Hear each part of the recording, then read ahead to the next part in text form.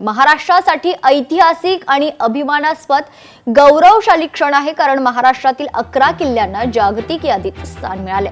शिवरायांचे 12 किल्ले युनेस्कोच्या जागतिक वारसा यादीत आलेत। रायगड, राजगड, प्रतापगड, शिवनेरी किल्ल्यांचा यात समावेश आहे। तर पन्हाळा, लोहगड, सालेर, सिंधुदुर्गाचाही यात समावेश असून विजयदुर्ग, सुवर्णदुर्ग, खांदेरी किल्ल्यांचा देखील या यादीत समावेश आहे। तर तामिळनाडूतील एक किल्ल्याचा देखील यात समावेश असल्याचं समोर येते।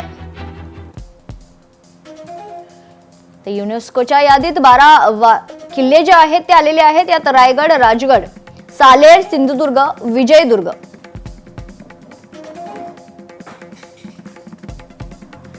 शिवनेरी, पन्हाळा, लोहगड या किल्ल्यांचा समावेश आहे। तर सुवर्णदुर्ग, खांदेरी, जिंजी या किल्ल्यांचा देखील यात समावेश असल्याचं समोर येते।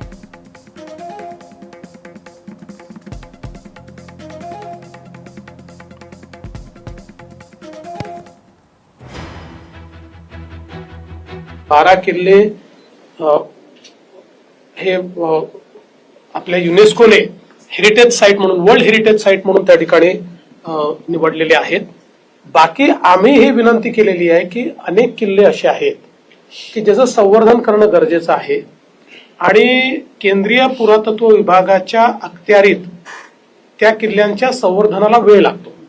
त्यांच्या प्रोसेसेस फार कंबरसम आहेत आणि त्या काही चूक आहेत असं मी म्हणत नाही, पण देशभरामध्ये त्या सगळ्या प्रोसेसेस वेगवेगळ्या ठिकाणी करताना उशीर होतो। म्हणून आम्ही अशी विनंती केली आहे की यातले काही किल्ले हे जर त्यांनी राज्य पुरातत्व विभागाला केले तर केंद्रीय पुरातत्व विभागाच्या गाईडलाईन्स प्रमाणेच आणि त्यांच्याच कायद्याच्या अधीन राहून आम्ही राज्यामध्ये वेगाने त्या गड किल्ल्यांचा विकास करू। युनेस्कोच्या यादीमध्ये 12 आपले छत्रपती शिवाजी महाराजांचे किल्ले जे आहेत जागतिक वारसा यादीमध्ये त्याची नोंद झाली, हे आपल्यासाठी फार मोठी अचीवमेंट आहे आणि महाराष्ट्रासाठी गौरव आहे।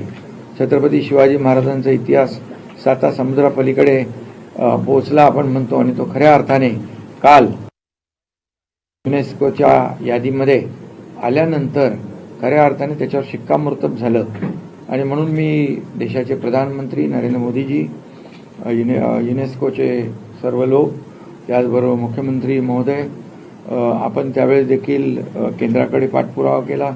सुरुवात आपण केल्यानंतर मोदी साहेबांनी देखील त्यामध्ये इनिशिएटिव्ह घेऊन आपल्याला यामध्ये यश मिळालं। त्यावेळेचे आम्ही यंदा गड किल्ल्याच्या करता निधीची पण तरतूद केलेली आहे। त्याचबरोबर डीपीसीला पण आम्ही हेड खोललेला आहे, त्याच्यातनं पण पैसे तिथं खर्च करता येतात।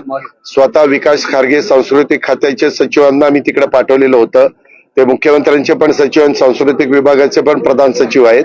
त्यांचा रात्रीच काल मला उशिरा फोन आला की दादा आपलं काम आज झालेलं आहे। ते महाराष्ट्राच्या शिवप्रेमींच्या दृष्टीनं आणि महाराष्ट्रातल्या मराठी माणसाच्या दृष्टीनं अतिशय आनंदाची, अभिमानाची अशा प्रकारची घटना घडलेली आहे। त्याबद्दल जो प्रयत्न सगळ्यांनी मिळून केला त्याचं खरोखरीच आम्हाला समाधान आहे की आपण जो प्रयत्न केला त्या प्रयत्नाला आता यश आलंय।